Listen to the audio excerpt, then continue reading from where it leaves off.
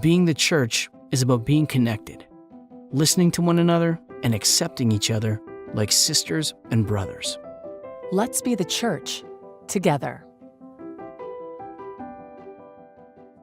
My name's Allison Mead, and I am at Lutheran Memorial Church.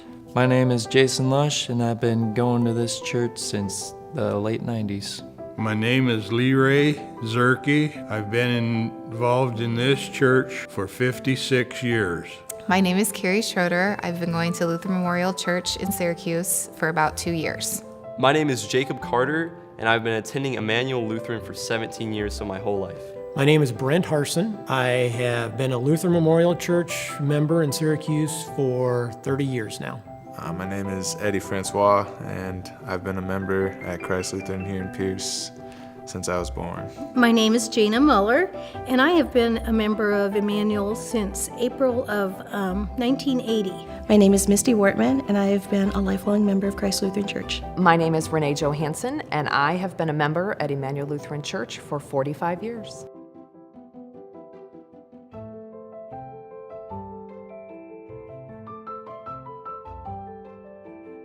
I think the younger generation's view of my generation is the same exact view that I had when I was, young and looking at parents, grandparents, that type of thing. It's really hard to talk for my generation. I don't know if I fit the mold of my generation. There's a lot of stereotypes about millennials, how we're just awful and we don't have any respect, and which is not the case, especially for the ones that go to church. My biggest concern is the decline in the number of people that are active in church. If there was one thing I could change, it would be the younger generation gets back involved with the church. I think the older generation kind of looks at my generation as slackers because we're not as committed to church attendance. They believe like my generation won't be going to church, they won't be participating in church activities. People from my generation and millennials and stuff, they are all considered spiritual but not religious. So they believe, but they don't act on that belief by coming to church. I kind of agree with maybe the older generation too. I worry about that for my kids. I worry about the church continuing to grow. I worry about them continuing in their faith and attending church on a regular basis. I think their biggest concern is it going to stay the same? I want it to stay the same.